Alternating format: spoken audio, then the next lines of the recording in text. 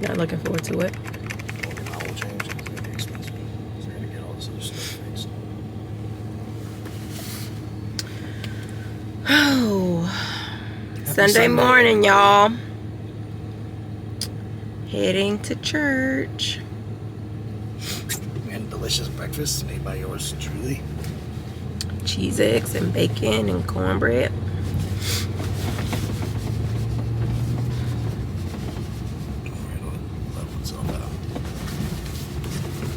Child. Y'all see how bumpy this ride is?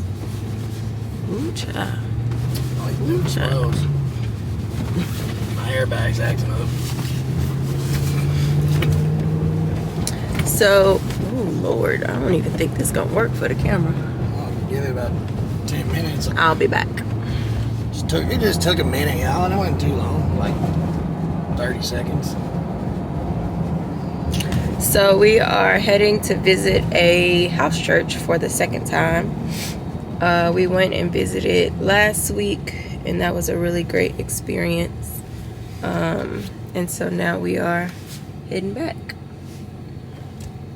So, babe, what did you like about house church versus like traditional church? I feel like traditional church, we go to hear a message from the preacher, which is really like a message, basic layout of something that they're trying to use to like relate the Bible to teach us, to teach. And they say like when you're preaching, you preach to the least of these, you preach to the most of these. So, what I'm saying? They're trying to make it at a level that everybody can understand. So the house church, I liked it for one, the fellowship. There's a lot more fellowship. It's way more intimate. I love to see all the children and the families and the ways like they're raising their kids and stuff. But when it came to the word, it was more like a Bible study. Instead of just going to hear something and learn at a basic level, like in I guess a pastor's like point of view or mindset, because they're always coming up with their own catchy little sermons or whatnot. This was just straight Bible study. And it was like, I was like, man, like I felt like I actually learned something today, like we were learning. And it wasn't just learning, like we were all participating, we were all learning together. And that's something that I was telling Shell that I really love to see is like, you can tell the Holy Spirit is present when you're sitting there and like something comes to your mind and then someone else across the way says that exact same thing that you're thinking or that the Spirit puts on your heart. And it's like, man, like how aligned everybody becomes and like how our thoughts all become aligned with the Spirit. And it was really cool. And I guess each week they let a different person lead. Each month. Each month? Mm-hmm. I don't know. It was each week. But either way, they let a different person lead like every so often. And they kind of like set up the message and whatnot, and then everybody else kind of chimes in. So it's more like a small group, like intimate setting. But we still did worship and all that good stuff. But yeah, I really like the aspect of like I felt like I learned something last time I went, because Bible study is not my strong suit. If I'm gonna be honest with you guys, I was telling Charlotte this morning, like it's not the funnest thing for me. So being able to do that with a group of guys and women and like actually learn, my way through the Bible was pretty cool. I wonder what day. I know the men have a couple of different times that they meet, right? I wonder what the women do. Did Noel ever say? I'm gonna have to ask them today, like what they're in the week. Oh, another clip. I'm sorry. No, I was telling Shell I had a new revelation in worship the other day. I was like, I felt something I never felt before. I was like, I felt the Spirit of God in a completely different way. And I was telling Shell it was because the children, like I was like, man, like where the children are present, God is present. Like His Spirit is present. Like God loves, children. Like that's I feel like I told Shell before I had another like vision about a year or so ago, and the Lord was telling me like, hey, like go and make children, raise them up in the ways of the Lord. And like just seeing all these kids and being raised like in godly ways, and that their parents like sit there and like really help them like cultivate their Christian relationship like with God and stuff, and like seeing these children like come to a place of understanding of what baptism is and stuff, like on their own. I never experienced that really in my own life, so that was pretty cool. I don't think I ever remember myself being like, hey mom and dad, you know, I'm gonna get baptized, and actually knowing like what it meant. So like seeing younger kids like fully understand that, it's pretty powerful. Yeah, I think it's cool seeing church done as a family dynamic, to Aaron's point about the children, and not just like the family comes to church together, but then the kids do their thing and whatnot. The way that this house church specifically is set up is that the service starts all inclusive with the children as well, in worship and prayer, and then for the lesson they're broken out so that, you know, it can be broken down in a way for children to understand. So I like that, the idea of the children worshiping with their parents, praying with their parents as part of the service. I thought that was pretty cool. Yeah, and let me tell y'all, they got big families. I think like every family there has like at least 4 children. Lots of kids. It's like, what is it, like 30 kids or something like that? I don't know if it's 30 kids. Maybe more like 15.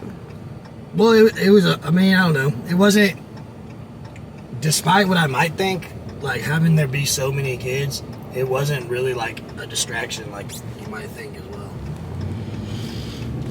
Yeah. True. Yeah, I really like the aspect of the message being discussion based. I think it's one of the few times recently that I felt like that my lesson, my study during the week carried over from the actual like topic of discussion on Sunday. Because like Aaron said, it was more about study, so like my interest was piqued in a way to go back and look at certain things from the discussion, because, you know, we were all included. So I really like that for sure. I like the intimacy as well, and I've just been thinking over this week since we went just about how one of the things that I can appreciate is that like in these smaller intimate settings, it's hard to hide, right? Because your absence is going to be felt. And because it's very similar to the early church model,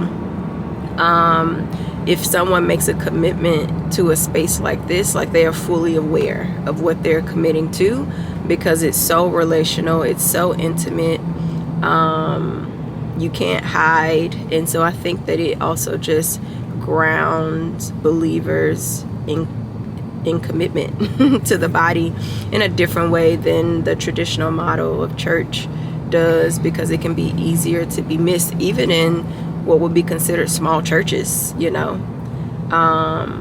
So yeah, if you don't show up and you don't let them know about it ahead of time, you can guarantee you're gonna be hearing from somebody. And like, I think another thing, it just instills discipline, accountability. We were talking about the men's group they have, and they're all like really manly men, and he was talking about like some of them are like military and stuff, and they were like, we're the elite, we're God's elite, you know. Like, I'm almost looking at it like in a militant way, but like, if you're not on time, like, don't even bother coming back, you know. If you can't be on time, like, don't come. I like that, because I guess sometimes when we see, like, I feel like a lot of times as Christians we want to do the bare minimum, and like that kind of like holds you to a higher standard of being accountable and like doing the thing, having that high level of discipline. It ain't easy, but it's good that like they're sharpening, iron sharpens iron, they're sharpening each other in that manner. Yeah, for sure. Got my tea here, y'all. The Aarons hadn't been drinking coffee in about 2 months? Something like that. Been on a tea kick.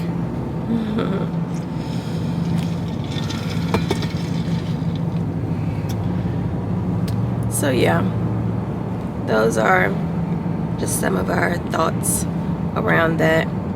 Would love to hear y'all's thoughts as well. Church can be hard.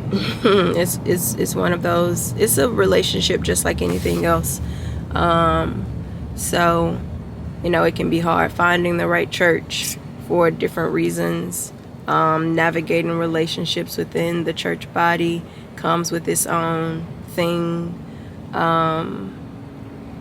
So yeah, I would be interested in knowing like what y'all look for in a church and why, and just kind of what season you're in with church yourself. I think for me, it's finding your people, because like you said something about that like last week or something, like not necessarily just being able to like interact with with different people and whatnot, but like finding the people that like you vibe with personally.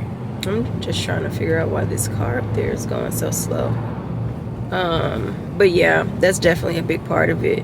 And I think that can be, I don't know, you hold the tension in that, right? Of like what things are preferences that don't have a lot to do with what you're looking for in a church. May not be deal breakers, but nice to have. Same thing as in relationships. Some things are going to be deal breakers. Some things are going to be preferences. And how do you weigh the tension of those in finding the right community?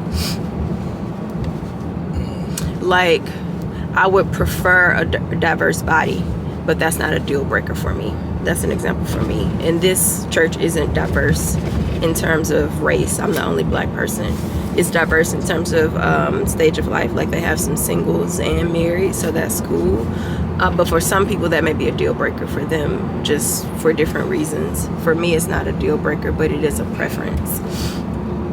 I don't know. I like that. Never mind. You like that one? I don't know. I was just saying that I like that there are a lot of, like, this group is, there are people that are like where we're trying to go. You know what I'm saying? Like, I want to set myself up with people that are like where I want to be one day. Like, not only just business and stuff, but also like being, a man of God, a husband of God, a father of God. Father of God. Oh, I see like, what you're like saying. a father, like having Okay. children. I got you. I'm like, I'm sorry. Because all these men, our fathers, they're experienced, they've been there, they've done, and they're not too much older than me. That like, that I still can't speak into them. It's like, or that we can't be friends. So it's like not even like maybe like a 8-year difference or 8 or 9 year difference, something like that. It's like they've been through these things, they've experienced them, and they have a lot of things that I can learn from them. But at the same time, like, they're not too old that we can't, like, interact on a personal level. Mm-hmm. Yeah. Yeah. It's kind of like when you look to be discipled by someone, sometimes you look for someone in that next stage, whether it's of life or just spiritually, so that they can disciple you from a place of what they've also walked through. So for us, that would be people in their late 30s, early 40s, who are raising kids, who are also entrepreneurs, perhaps running ministries, that are all the things that we aspire towards and are building towards, so that they can disciple us in that way. So yeah, that's cool to see. Yeah, that's been another thing for me too. Like, when I say finding my people, just trying to find somebody like that can disciple me. Mm-hmm. Somebody that I would want to disciple me. Mm-hmm. I think that, honestly, I feel like as a man, that can be a hard thing to find. Why? Well, I feel like in our last church setting, most of the guys were pretty much where I'm at. Mm-hmm. And I didn't necessarily. They might be more spiritually mature or farther along in their walk with God, but they're most the same age, same point in life. Just Yeah. Just I'm trying to. I want somebody that can disciple me. That's where I'm trying to go. Someone who's already experienced the things that I haven't experienced yet. Somebody I know that can not only teach me spiritually, but can like relate it into the worldly, you know, like when it comes to children and work and business and like friends and all those different things. Yeah. Yeah, that's been something that's been important to us, is like together finding something that works for us both and that we equally feel content with. Because I think in the past we've kind of gone back and forth in different places that we've explored around like one of us feeling more content than the other. And that's, you know, part of marriage and becoming one, you know, is merging all of these interests and ideas and convictions and preferences and stuff like that to find something that works for the two. And that is not always easy. And I'm sure my couples understand. That it can be the same way with finding friends, you know, and finding those couples that like y'all both equally enjoy, and that the husbands connect or the guys connect as much as the wives and the women. That can be complicated. And that's also the beauty, you know, of being willing to do that kind of work so that you can be unified. That's the beauty of marriage, and that's the beauty of relationship in general. As conflicts come up, is two parties deciding to do the work to make it work with each other. It's exciting though, right? What part? Just like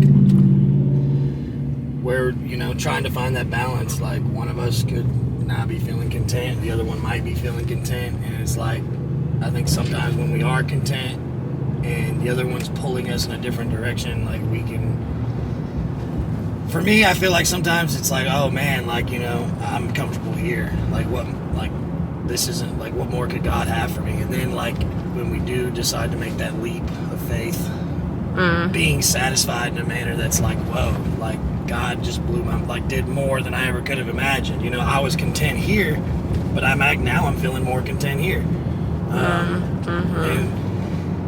And it can be difficult, you know, because we're not always going to be on the same level, but like just trusting in our spouse and being open-minded to, I guess, to, because, you know, like if Shell has a certain opinion of this and that, I'm going to open my mind and be open to, hey, let's go try this place out, or hey, let's try this out. Hold on.